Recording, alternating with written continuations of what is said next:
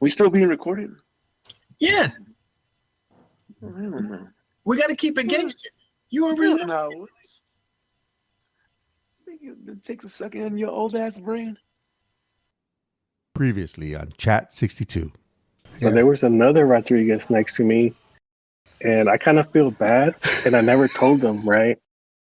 But he had gotten orders to Camp Pendleton, okay? And he was happy because he was married, had a kid, and he was like, oh, I'm going to Camp Pendleton, I'll be able to take my wife. Bro, I felt bad because they called him back, okay? And he ended up going to Okinawa. They told him they made a mistake on his orders. Oh, fuck. And he ended up going to Okinawa. So I know what they did. They fucking just switched us. I felt bad, but it's like it wasn't my mistake. Yeah, it was in your contract. They should, they had to honor it.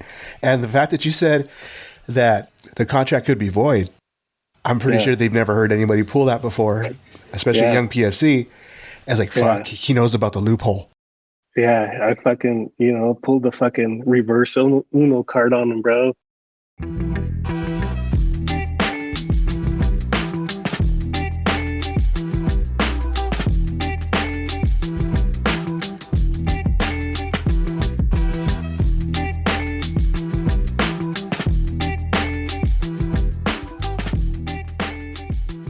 Welcome back to Chat 62. Before we dive in, make sure to stay connected by following us on Instagram at Chat62Podcast. If you're enjoying the show, we really appreciate a 5-star rating and a follow on your favorite platform. Got questions, stories to share, or want to be a guest? We'd love to hear from you. Reach out to Eric Monarca, our creative media producer, at monarca@chat62podcast.com. Martin Almanza, our digital content strategist at almanza@chat62podcast.com. Ruth Monarca, our content and outreach coordinator at ruth@chat62podcast.com. Or connect with Kevin Lopez, our unofficial guide for VA disability filings at lopez@chat62podcast.com. In part 2 of Corporal Henry Rodriguez's story, we pick up right where we left off, with Henry's West Coast guarantee and the unexpected twist of orders to Okinawa while he was in personnel administration school at Camp Lejeune. Fortunately, that mix-up was straightened out, setting Henry on course for Camp Pendleton. Join us as we dive deeper into his journey and the challenges that lay ahead. You get your orders to go to Camp Pendleton. I don't remember what they do at the end of PA school. Did we graduate? I think if I remember correctly, they just do like a little quick ceremony. Okay. I don't think it was like nothing like, MCRD style. And then you get your fucking orders. I think we were in our alphas that same day. They're like, all right, you guys are going to the West Coast. They fucking give us our orders, plane tickets, and all right, get out of here. We need the room for somebody else. Yeah. That day we graduated and then we flew back to LAX. I remember calling my parents. I got to pick me up, but I think it was my brother or something. Yeah. Yeah, we went to LAX and I had orders to report, I think that Monday. I think graduated like on a Thursday or Friday or something like that. We had orders to report to Camp Pendleton. So we graduated like on a Wednesday or something like that because I had talked to my buddy that was the Amtracker, the one that split before us. Yeah. Right? So I had orders to report to Camp Pendleton on a Friday. Uh-huh. Okay, so I think because I didn't have any leave right after PA school. So it was like on a Wednesday and they said they would give you like a travel day to get to your destination. So we graduated like on a Wednesday. I flew into LA like on a Thursday. And then I had told my buddy, I called him up and like, hey, I got stationed in Camp Pendleton. I knew he was in Camp Pendleton because he was over at right there where the Amtraks are. I forgot that camp, the one you see off the freeway. Delmar. Oh yeah, Delmar. Yeah. He was at Delmar. So he goes, okay. He goes, this is what you're gonna do. He goes, because they don't want to. You got orders. I got orders to check in on Friday, and I had gone to LAX Wednesday night, and I had Thursday, travel day supposedly. Yeah. So I was just chilling in LA for that Thursday. He goes, okay, you're gonna check in Friday, but you're gonna check in I think the orders just said like check in on Friday, like, whatever day it was. It didn't give a time though. Oh shit. He Okay. goes, yeah, Loophole. yeah. He goes, you're gonna check in like at 5 p.m. Okay, when everybody's gone, and they're gonna tell you to go home because it's Friday and they don't want to deal with you. Okay. So sure enough, I roll up to Camp Pendleton, and I think I got there early because traffic in LA and shit. Yeah. So I got to Camp Pendleton, but I was just sitting in my car for a while, and then so like you said, like at 1630 or 1700, I roll up to where I got to the main gate. And like, all right, I'm checking in. Here are my orders. I checked into the MP at the gate, and he goes, okay, you're going to go to, what was that? It was right there by the airfield. I forgot that camp. The airfield. Ah, shit. It's not Horno. We just literally. Is it Pulgas? Las Pulgas? No. No, it wasn't Pulgas. I know it's right next to the brig because the brig's right across the street from the air station. Post-production Pete here. I think you're thinking of JRC. JRC stands for Joint Reception Center. So he goes, all right, he gave me instruction, go down, you're going to see camp so-and-so. Go in there, and then there's an office that says whatever, check in and go in there and check in there. Like, okay. So I did exactly as you said. I walk in, it's probably like 1700 at this point. I go in, give him my orders. I go and checking in here. And then my order said, V35. So, I was scheduled to go to Victor 35. So sure enough, just like he said, the fucking duty right there was like, okay, look, do you have somewhere to stay? He goes, everybody's gone for the day. You're checked in. Officially, you're here. Your orders say you're checked in, but everybody's gone. It's Friday. We can't check you in until Monday morning. But officially, you're good. You're checked in. Like, you're where you're supposed to be. Yeah. He goes, where do you live? I go, oh, I live in LA. He goes, do you have a car? I go, I do. He goes, all right. Same thing. Give me your contact info, and then be back here by Monday at 0600. All right, cool. So he goes, all right. He goes, if you don't have nowhere to go, we can put you up in one of the temp sleeping quarters, and you get a rack, and for the weekend till we check you in on Monday. I'm like, no, I'll be back 0600 Monday morning. So just like my friend said, I can. If I would have checked in like that early, I probably would have gone to 35, and they probably would have fucking kept me there for the weekend. I would have put you on duty immediately. Shit. Yeah, some shit like that, a working party or something. Yeah, exactly. So then I come back Monday morning. So I call up my friend. I'm like, hey, bro, exactly like you said, they told me to go home and come back Monday. He's like, yeah, I told you. So then he goes, all right. He goes, come. He was already set. He already had his fucking barracks and barracks room. He goes, just come over here Sunday night. You can sleep on we have an empty fucking cot. Yeah.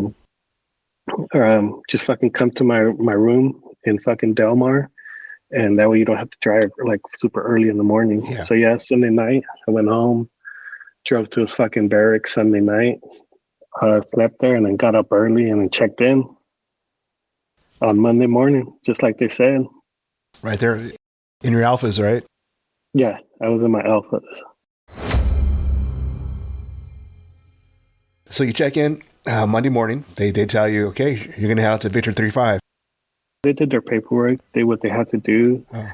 And they're like, hey, do you need someone to come pick you up? I'm like, no, I have my car here. So I'm like, okay. They just gave me instructions. They're like, all right, you're going to go down to, fucking Battalion Road or whatever. It's Christianitos, I think. No. It was, it was Battalion Road. Like, just go down Battalion. Do you remember MCT? Like, yeah, I remember. He will just go cut across into Christianitos Road, and then you're going to see 3rd Battalion. You're going to see 5th Marines, San Mateo. and then check in with 3-5 there. And they're like, okay. So yeah, I was there like 2-3 hours, and then I drove over to fucking 3-5, and that's where the fun started. I walk into, the personnel office, and they're like, oh, you're here with us. You're one of us.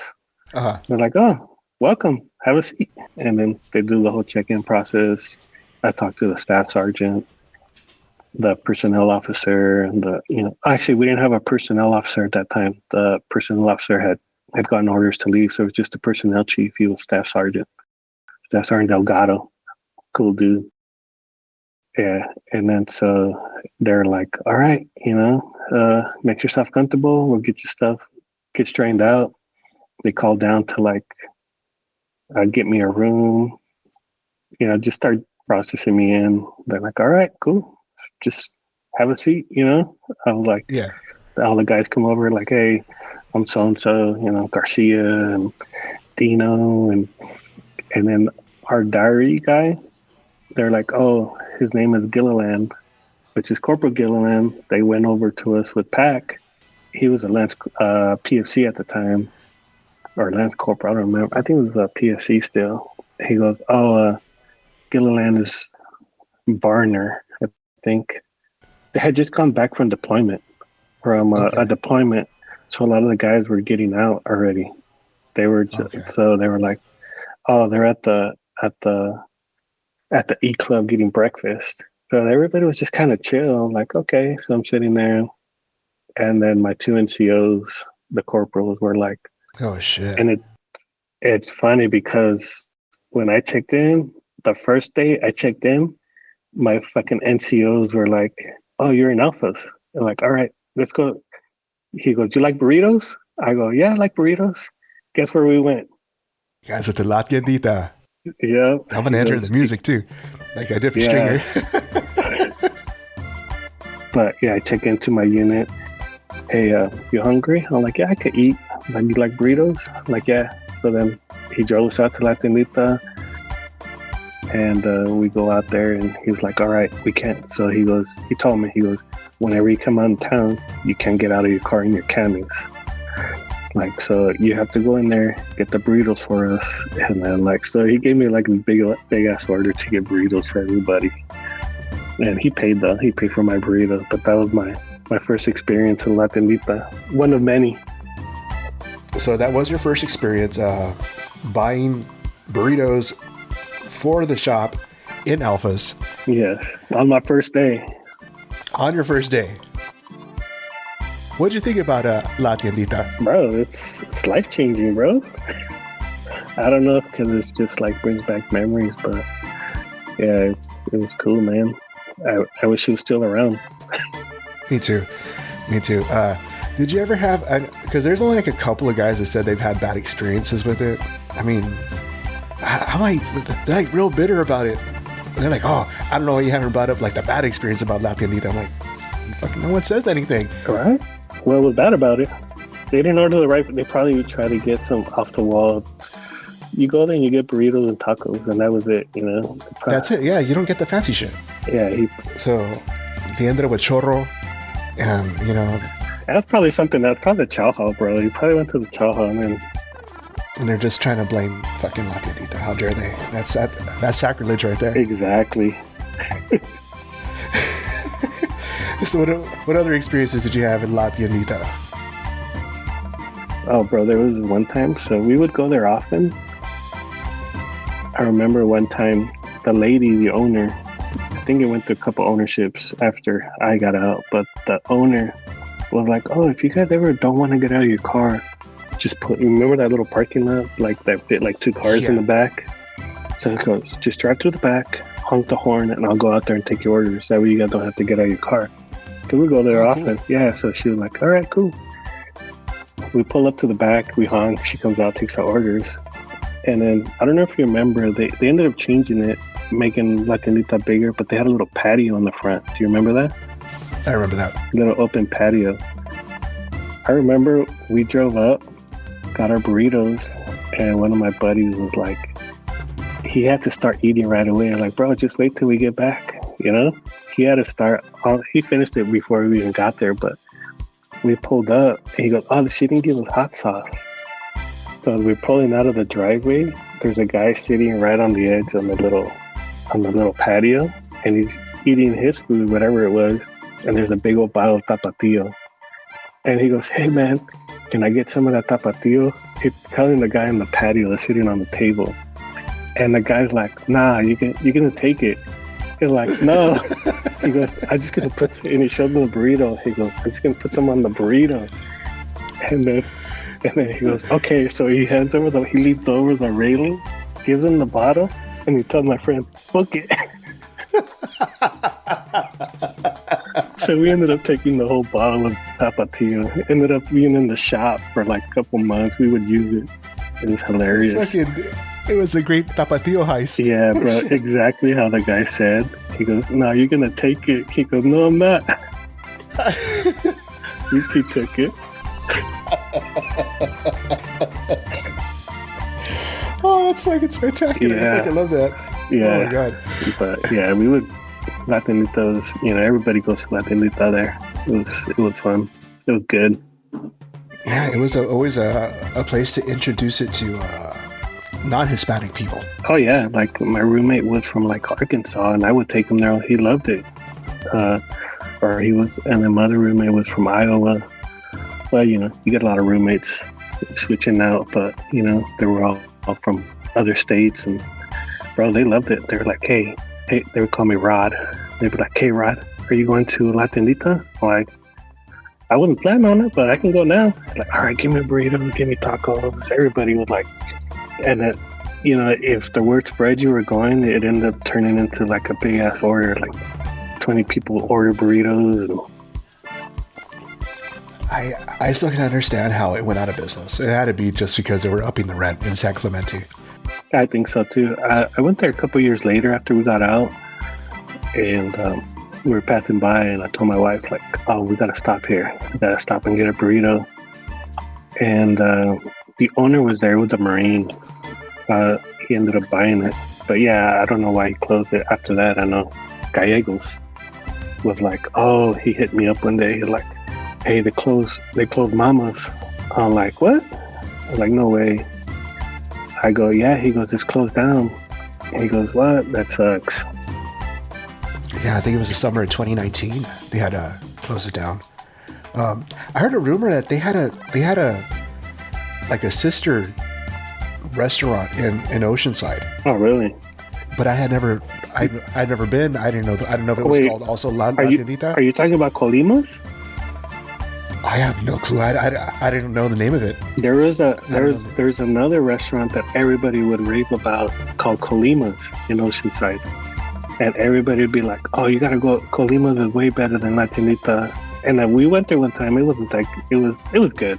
I'm not gonna bash it and say it wasn't good, but it was all right. Typical. It wasn't the same. It wasn't the same. I was like, "Bro, how can you say Colima's is?" Yeah, but that's what it was called, Colima's. And everybody would go to it in Oceanside. I don't even, when you said that fucking name just popped into my head. I don't remember. I remember that name.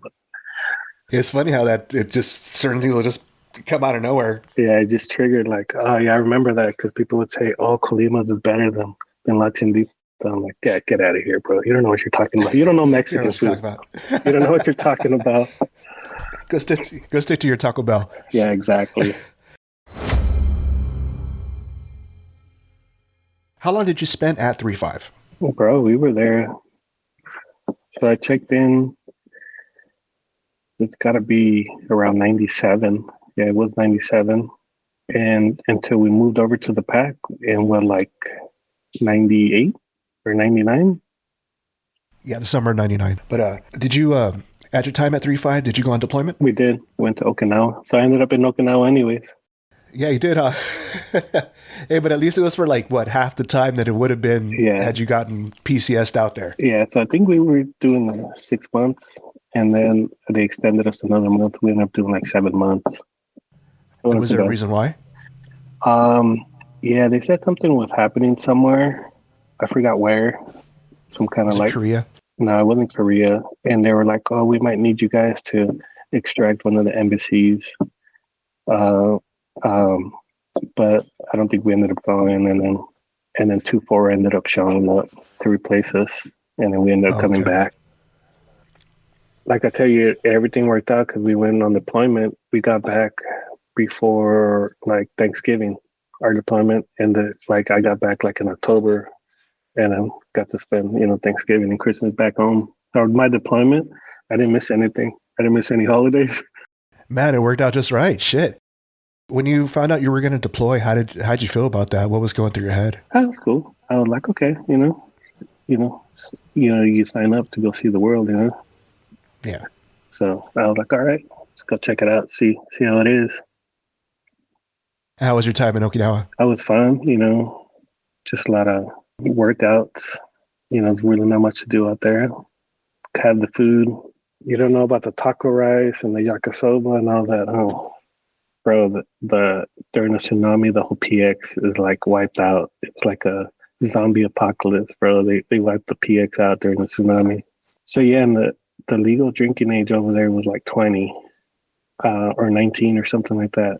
But I think they changed it now. So you could go, like, I wasn't 21 yet, but they would let you, the legal age there was different.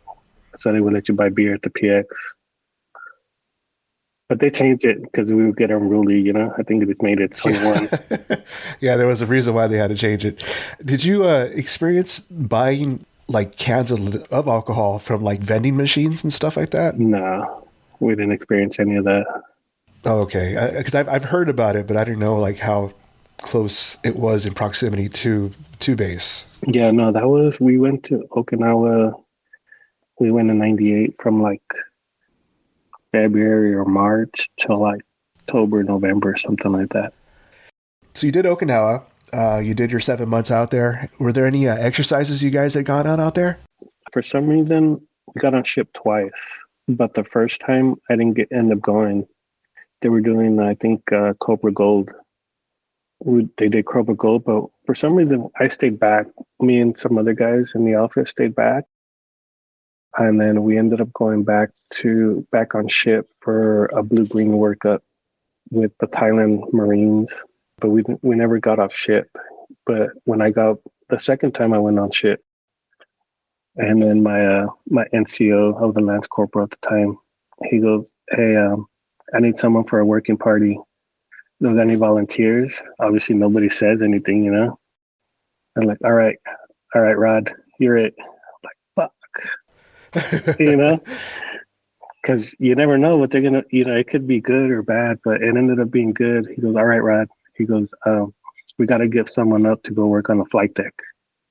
I'm like, all right, cool. Each section had gave up a person. And it was cool because we got to work on the USS Bellawood. They ended up sinking it a couple years ago. So old as Vietnam era ship. Yeah, I've heard a Stringer talk about it. He calls it the USS Block of Wood. No, it was a ghetto wood, man. That shit was old. That shit was ugly. Inside, all the fucking berthing areas were shit. I ended up going up on the flight deck, and so they gave us like this little class on what to do. So pretty much all they wanted us to do when like helos came in. So we had Harriers and helos on that. Whenever helos came in, there was like stuff, like packages that needed to get loaded or unloaded from the helo. So they were like, all right, throw all this shit in the helo fast. Because they would just come in, be on the flight deck for like a couple minutes and then leave or drop off personnel. So like, all right. So we'd fucking run out there, like all the mail, we'd fucking run up to the helo, grab the fucking sea bag full of mail, and then fucking run back into the fucking little area and then dump it there. They'd be like, all right, all this shit's got to go into the helo. So it was like 5 of us. We'd grab all the shit and then we'd run out there real quick, fucking throw that shit in there and then run back. And we're like, all right. And then the fucking helo would take off. Oh my God. Yeah. A lot of dashing and fucking dodging and shit. Yeah. Were there any dangers out there that could have happened if you would have moved so fast? No, there was like, there's like because it was the CH-53s. They're like, they have a lot of force, so they could fucking fly you off the flight deck. So when you see them coming in, fucking grab onto something. Luckily none of us fell off, but they're like, they could fucking throw you off the fucking ship. You'll end up in the water or something. Oh fuck! Hopefully not like sucked in by like a turbine or something. Yeah. So then, but the one advantage of working on the flight deck, because we had like these white vests and these fucking little helmets with like hearing protection. Uh, We could cut in front of the chow line. Like, Oh, really? Yeah, because they're like anybody on the flight deck could just go up to the front because they were needed on the flight deck. So we'd fucking, and everybody would be pissed because it'd be like the NCO that was in charge would be like, all right, go to chow and come back in 30 minutes. So we're like, all right, cool. So we go fucking cut everybody on the line. There'd be like a long ass line waiting for chow at the chow hall. And we would just cut up to the front and people would be pissed because anybody on the flight line could just cut up to the front because they were needed on the flight line. it was like a fast pass before fast pass was the thing. Exactly. So, That's cool. How many times did you have that experience on the flight deck? oh, bro, my whole time we were out to sea, we were out there for like 3 weeks. So the whole 3 weeks, from day one when I boarded the ship, I never went with my section. My corporal was like, all right, Rod, you're it. But he kind of hooked me up. I think he hooked me up because he knew where I was going, you know?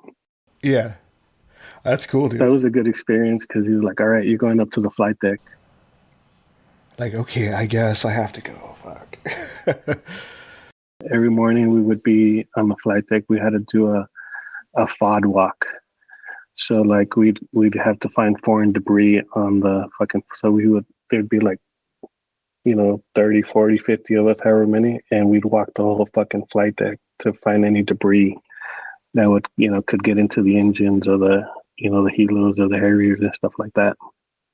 So it was basically kind of like police calling the flight deck. Yeah. So any foreign debris. And so we would have to go up to the fucking edge of the flight deck, like all the way. You would look down, you could see the water down on the bottom, and then just fucking walk the whole fucking flight deck to the other end. And did anybody get like too close? Nah, nobody fell. That's a good thing. Good. Nobody ended up getting hurt or falling or anything like that. That people would say, "Oh, people have fallen off before," but not while I was there.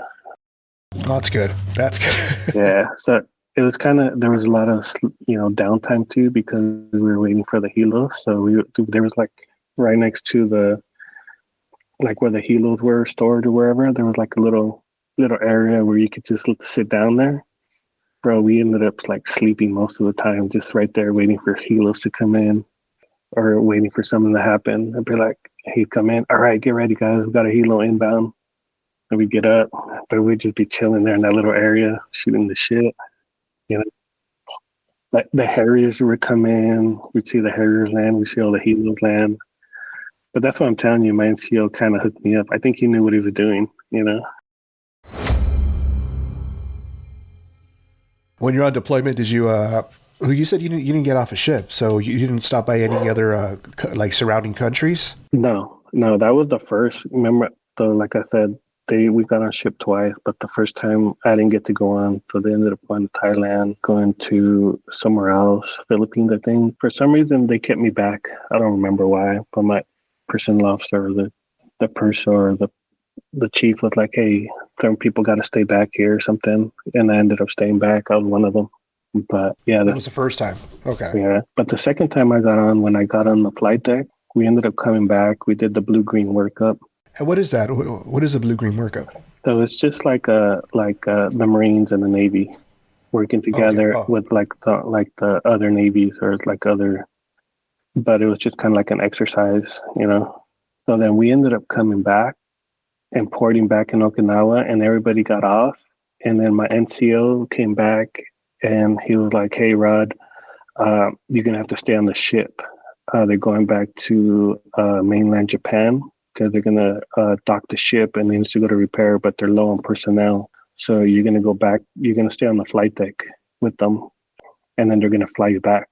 And I was like, okay, cool. So then, it was cool because I stayed on the ship, my whole unit, 3-5 and everybody else got off the ship in Okinawa, and I stayed on, and I ended up going to mainland Japan. nobody else got to go except me and the other 5 guys that were with us. And I think if I remember correctly, there was one of the grunts was there, and then there was a guy from comms there. I have a picture of us in Okinawa just chilling. I mean, on mainland Japan. So yeah, so we ended up going to mainland Japan, and there was a Navy guy. I don't remember his rank, but he was in charge of us. So we ended up docking in mainland Japan, and he was like, okay, well, the flight to take you guys back is not for like another 5 days. So he goes, we're not going anywhere. So he goes, you guys can come on and off the ship and sleep where in your quarters or whatever. He goes, be back, let's say like, I don't remember. He goes, I'll be back by Monday at 0600 because we're going to take you guys to the airport to fly you guys back to Okinawa. So we had like 5 days. And it was kind of like leave, but we didn't have to take any leave. You know, he was just like, he didn't want to deal with us. He just, don't get into any trouble. Don't get arrested and be back at this time, at this date. And don't be late. Otherwise, we ended up going to Tokyo, taking the trains all over the place, and went to the Hard Rock Cafe in Tokyo, stuff like that. Just kind of sightsee, just chill. Oh, how cool, dude. So the whole 5 days you were just sightseeing. Yeah. We were just like, all right, let's go over here. Let's go over here. Did anything stand out during those 5 days? No, it was cool. Yeah, no, it was chill. Like, we went to mainland Japan. I forgot we went to Sasebo. No, I think we docked in Sasebo, and then we went to Tokyo. I think it was close by. We took the subway because everything is on the subway, and I was kind of trying to navigate the subways because nothing's in English. Everything's in Japanese. And we were just kind of like, we were just trying to asking people that kind of knew a little bit of English, like, how do we get to Tokyo? I'm like, oh, take this train. And it was color coordinated, which made it easy. So they're like, take blue to green. We figured it out somehow. I don't know how, but. Isn't that a trip? I mean, like, we didn't have Google Maps or any kind of internet or a wireless device to get us going. And it's just weird how we were able to navigate before all that. Yeah. And then, we got to go sightsee. We went to Tokyo. Ended up buying an RC car out there. They had like a Tamiya. I don't know if you know Tamiya. They make RC cars. Yeah. They were there. They were like, it was cheap. I saw a store. It was like a Tamiya store. And they had like, I think the factory was there. I still have it too. It's in my garage. Oh shoot! I was going to ask you if there was any kind of interesting things that you brought back from from Japan. Hey, I bought an RC car. That's cool. Yeah, and then what else? That's pretty much it. And then we got back when they told us to, and they flew us back on it was like a private jet. Nice. Navy pilots inside, and it was like a private jet, and I think there was like 10 or 15 of us on the plane. I don't know who the other guys were, but they were flying back to Okinawa too. Wow. So what was it? What did the private jet look like? Did it look like something you would like a private jet, like those Gulfstreams? Yeah, it was like not like a big ass plane, but like a private jet. Like we jumped in, and it was Navy pilots in there, and they flew us back to Okinawa. So how much time did you spend in Oki after that before you? Well, after that, we went to, because when we got back, we went to NTA, Northern Training Area. We were there for a month. You ever heard NTA stories? No. Please, if you can, please share. So it's just they call it, well, back then I don't know what they call it now, the JWTC, the Jungle Warfare Training Center. That's in northern Okinawa, right? Yeah. So that's why they call it NTA, the Northern Training Area. Yeah. Okay. Yeah, that makes sense. Yeah. So then they're like, again, my NCO was like, all right, Rod.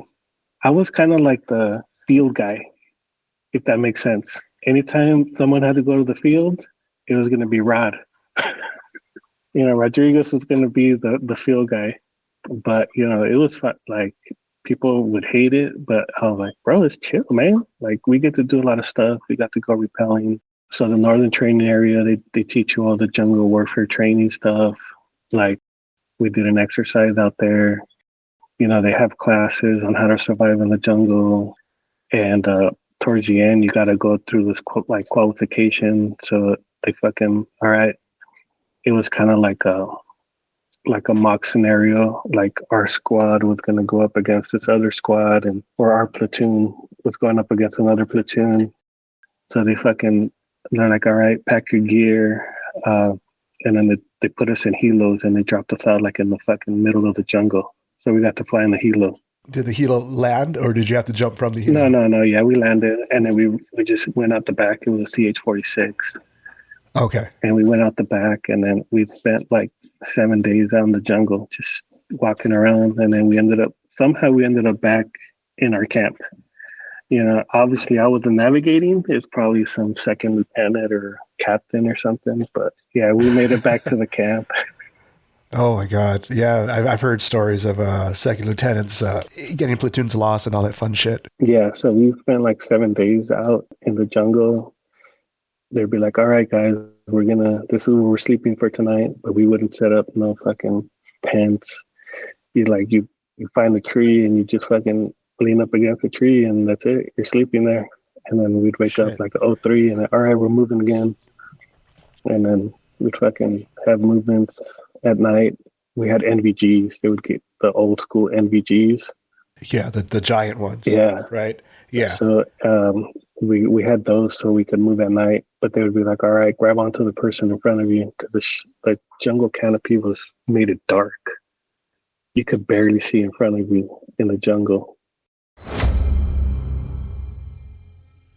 Did you see anything interesting out there during those 7 days? Now you could hear the monkeys. They had like these habu snakes. They were like, oh, watch out for the snakes. The fucking one of the most poisonous snakes in the world. So like, just be careful, kick up your area first, make sure there's no snakes around you. But at the end of that, you have to do the endurance course. So the E course is like, it's a time course. And it's like your whole squad. So we had the S1. Ours was the S1 lieutenant was in charge. He was the officer, but we had motor T guys. They had all the pogues had their own squad, because it was infantry. The infantry guys that was their main focus. But all the pogues had their own squad. We didn't finish last. I'll tell you that much. Hey, that says a lot, dude. We weren't first either, but we didn't finish last. They were like, okay, the record for the E course is like an hour. They're like the average. I remember the average, but there's like the average is like 4 hours to finish the course, and then they're like the fastest is like an hour and like 40 minutes or something like that.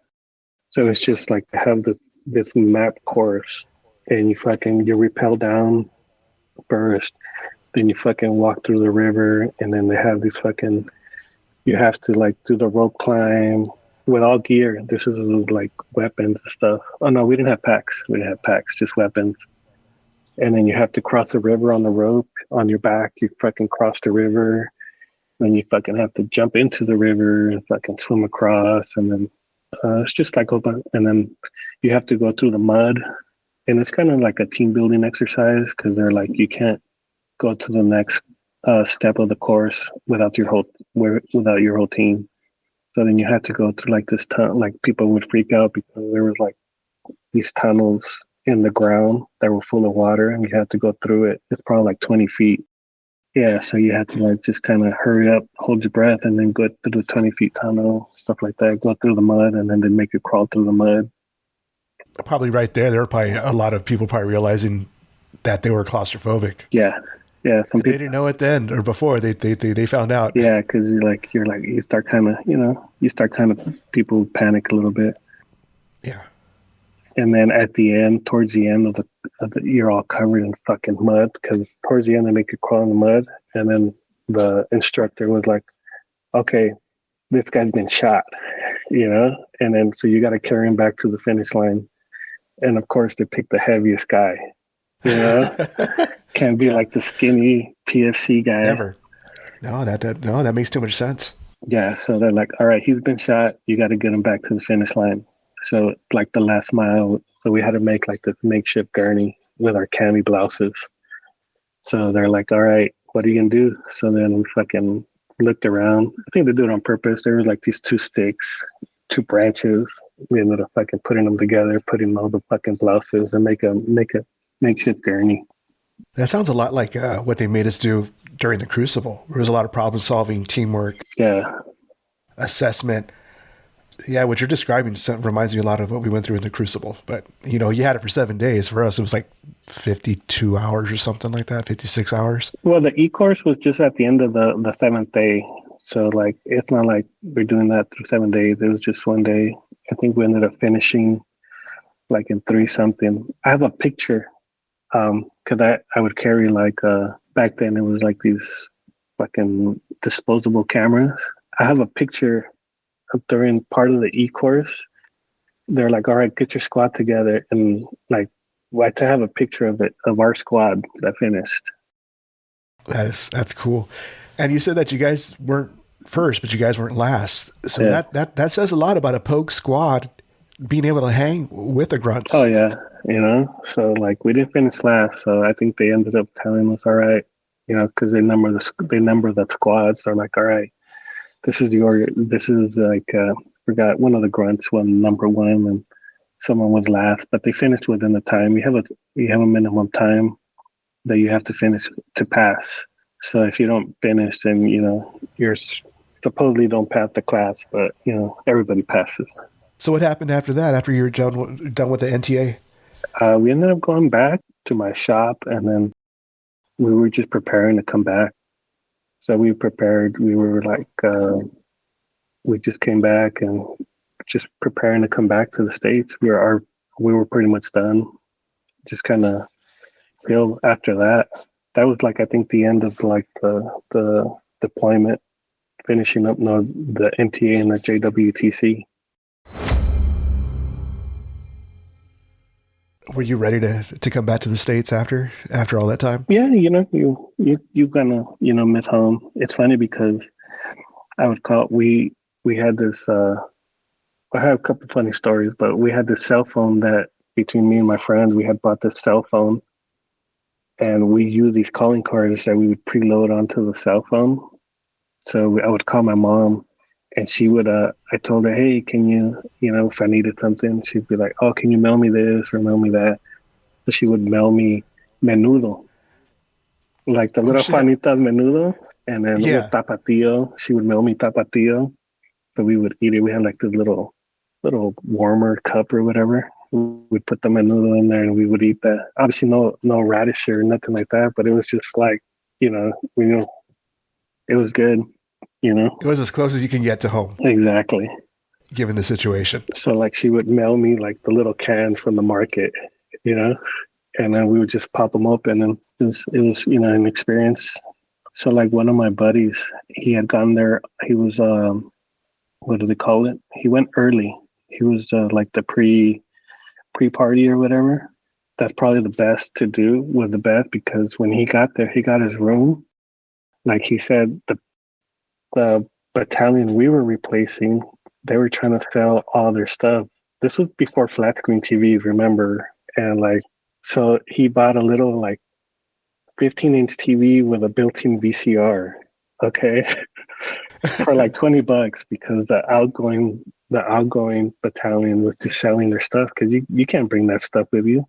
So his room, he had bought like a little warmer cup and a TV, and that's where we would kick it at in his room, because he had the TV and the VCR. So we were, bro, Tombstone and Friday, I could recite those freaking back to back. Those were the only 2 tapes we had. Oh, shit. Kevin Lopez, he's always reciting lines from Friday. Like It's probably that same tape that we watched. He ended up selling it to some 2-4 replaced it. He ended up selling the TV and all the tapes to the battalion that replaced us. So I bet a lot of that stuff just made a rotation. Oh yeah, definitely. During all those floats, with the different battalions. Wow.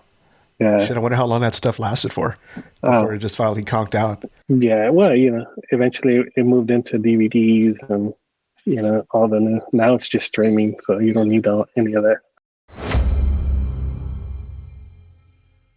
it's funny because one of my buddies, Corporal Gilliland, he picked up Corporal in Okinawa. And in Okinawa, we had to clean. It wasn't like the barracks in Camp Pendleton where you would walk out, you had the balcony and see out. Because of the tsunamis, it was different. It was enclosed. So you'd walk out into a big old hallway. So on field days, on Thursdays, someone had to always fucking polish the fucking floor. The whole fucking like barracks. And it was long, bro. It was like, you're talking about huge barracks. We had to do like someone from this side, because it was broken up in like two sections. So someone from this side of the barracks had to do this half of the floor, and someone from that side of the barracks. But buffers were at a premium. They would either break or go missing. I remember walking out one day of my room into the fucking hallway, and this dude, he had just picked up Corporal 2. His name was Anderson, Corporal Anderson. I could hear him because my room was kind of in the middle, and then my buddy's room was like 2 doors down, and he was a Corporal 2. So they had picked up Corporal around the same time, Anderson and Corporal Gilliland. So I walked out of my room because I'm going to go to his room, and I fucking hear Anderson behind me, Rodriguez! And I'm fucking ignoring him, right? And I fucking walk to my buddy's room. I don't even knock. I just walk in, close the door, and I go, hey, fucking Anderson's out there. He wants me to fucking buff the floor. Tell him I'm not here.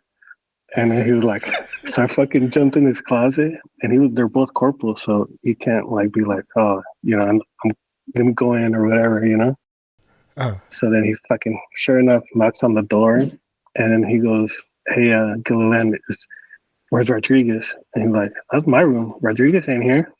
I'm like, I just saw him come in. Like, nah, you got the wrong room, bro. He's not in here. Bro, I had buffed the floor like not the previous month. I'm like, bro, there's fucking 100 people on this side. Everybody needs a turn, but I had buffed the floor once. I'm not doing that shit again. Yeah, it's a motherfucker. Yeah. That's a motherfucker. I hated doing that shit. Yeah, so fucking Anderson's arguing with them, like, bro, I saw him walk in here, like, bro, this is my fucking, he goes, let me look. He's like, nah. He goes, get the fuck out of here. This is my room. You're not coming, corporal to corporal, there's nothing you can do, Yeah. So He's like, you can't pull fucking rank. Yeah, exactly. So fucking, that was cool, so I ended up fucking jumping out of his window, fucking walking outside of we were on the first floor because it was like, God. Yeah, exactly. So fucking jumped out of his window, fucking went outside, knocked on my window. My roommate like, what the fuck are you doing out here? I'm like, oh, Anderson's fucking. I told him what I did. Anderson's trying to get me to buff the floor. He's like, fuck that. Dude, if there's anything I could still remember how to do, the buff a floor. Fucking how to buff a fucking floor, dude. Fucking stripping it, fucking adding the wax, all that shit. Hate that shit, bro. Yeah. Oh, fucking A. It's a fucking useful skill if you had a buffer. Yeah, for real. So like, well, maybe one day I'll have to fucking buff the wood out here on the hardwood or something. But I'll know how to fucking do it. Yeah. I just won't tell my wife and fucking put me to work. So that was Okinawa was cool, and then like I said, I was the field guy. So anytime there was a field exercise, I would be put out there, and then ended up having to do like mess week too. So they put me to work in the mess hall, and then one of the guys' dads in our section, he ended up having to leave on emergency leave because his dad passed away. So then they called up to the chow hall, and they're like, hey, you're done. You're needed back in your section. Someone had to leave on emergency leave. So I think I did the chow hall for like 3 days, and then we were supposed to do like 8 days or 10 days, something like that. I was always the fucking guy that was always at all the working parties, bro. I was the lowest I wasn't the lowest on the totem pole, but somehow my name always came up. Well, they knew that you were a hard worker, so they're like, fuck it, man. We'll know the shit's going to get done. Yeah. Rodriguez. Yeah, exactly. So, but that's not a bad reputation to have either. Yeah, but it worked out because some of the stuff was fun. Like when we did the JWTC, you look back on it now, and it's pretty fun, doing shit like that. You definitely have stories to tell. But yeah, after that, we came back and we were just ramping down to come back to Cali. And when did you guys come back from deployment? We ended up coming back before Thanksgiving. I remember that. What year? 98. So everything was 98. We went in 98, came back in 98. Actually, it was around the Marine Corps birthday, around November, because they're like, oh, we're going to be transitioning from Okinawa to California in between the Marine Corps birthdays. So they're like, we're going to have it in Vegas. That's another story. But yeah, so the funny story is when 2-4 got there, bro, it was like a party because everybody we had 2 barracks that were assigned to us. We had a barracks on this side, and then there was a parking lot in the middle, and then there was another barracks on this side. Huh. And everybody was hanging out their windows, and then some guy bust out like this huge speaker, and he's playing Going Back to Cali. Oh, shit. And then the buses of like 2-4, the 2-4 battalion pulled up, and everybody's cheering, and this guy's blasting Going Back to Cali, and it was just hilarious. And how did 2-4 take it since they were coming in and shit? They were like, oh, fuck. We got a couple birds, probably.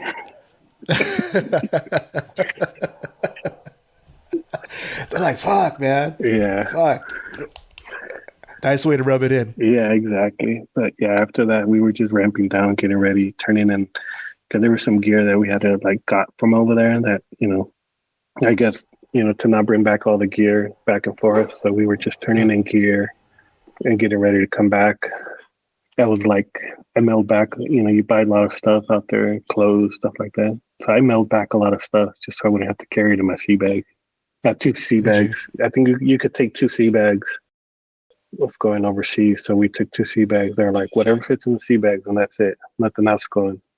That's why everybody was selling the TVs, radios, shit like that couldn't carry in a sea bag. Who's going to put a little VCR and TV in a sea bag, you know? Exactly.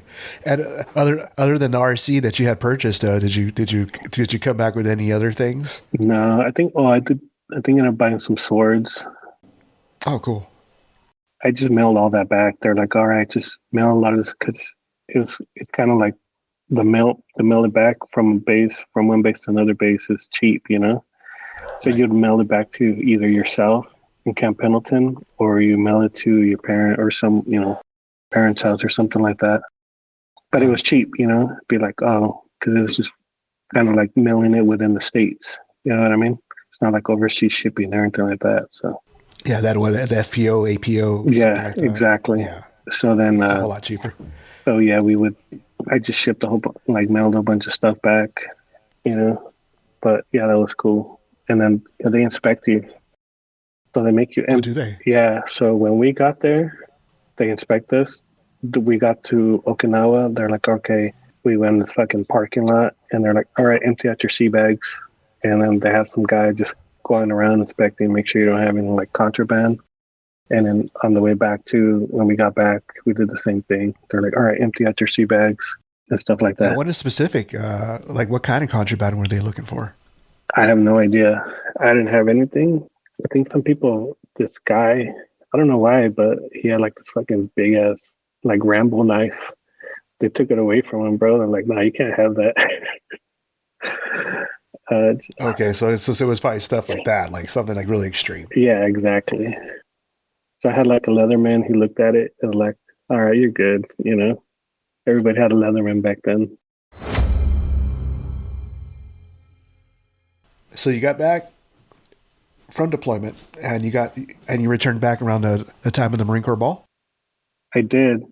So that's another funny story, because I didn't want to go, but my buddies that I was tight with, they were like, oh no, you gotta go. You gotta go to the Marine Corps Ball with us. I'm like, nah, I'm good. I don't want to go. It's gonna chill. And so me and my wife tell the story all the time, but it was that's how I met my wife, because Corporal Gilliland is my brother-in-law now, because he hooked me up with my wife. It's his wife's sister. Yeah. So it was fate.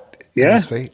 So, if I would have took those Okinawa orders, it goes back to if I would have took the Okinawa orders, it'd be like a whole different path, Yeah, or even if you said, hey, you know what? I really don't want to go to this ball. Yeah. So then I was in NTA, and NTA had like this little we had like this little office, and I would call back to our office in with Okinawa, but to our main office, it was Camp Pendleton. Uh-huh. So I would call back at camps and like, hey, what's that what you fools doing over there? Like, I'd be the boss. Hey, make sure shit's squared away by the time I get back or whatever, stuff, shit like that, Yeah. So then I was like, nah, I don't want to go to the ball. He's like, we all bought tickets. You have to go. I'm like, nah, I don't want to go. I go, my big excuse was like, I don't have a date. Okay. So then fucking Gilliland was like, all right, I'll find you a date. I'm like, nah, I don't want to go. And he was like, no, man, you got to go. You can't just leave us all hanging. Long story short, he fucking convinced me to go, and he set me up on a blind date with his sister-in-law, which is now my wife, and we ended up going to the ball. So it kind of worked out. Yeah, it did. And is it safe to say you guys hit it off that night? Yeah. Well, we hit it off, and then we ended up going to the ball. I had never met her before, but so like, yeah, it was just kind of like, kind of fate. It worked out, what is it? 26 years later or 27 years later. Wow. Congratulations. Right. That's amazing. I mean, if that's not a serendipity type of story, right? I don't know what is. Wow. That's something straight out of a movie, bro. Yeah, exactly. Right. So that's awesome, dude. Congratulations. I'm happy for the both of you. Thank you. How that just that simple twist of fate just managed to work things out, Right. And I always think back, like, man, it was like that. Goes back to the little guaranteed West Coast thing, like if I would have said, you know what, I'll go to Okinawa, I'll do the 1 year, and it would be different. That contract saying West Coast guarantee was your butterfly effect, right? Yeah, I always think about that. Like that little piece right there was like set a lot of things in motion. Like, that's amazing. That's amazing how stuff just works out like that, man. Right. Congratulations. Thank you.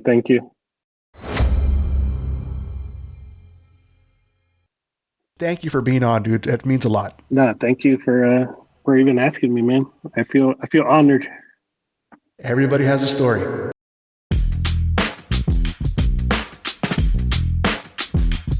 That's a wrap for part 2 of Corporal Henry Rodriguez's story. But there's still more to uncover. Make sure to stay tuned for episode 23, where we'll bring you the conclusion of Henry's incredible journey. Thanks for listening, and as always, stay the course.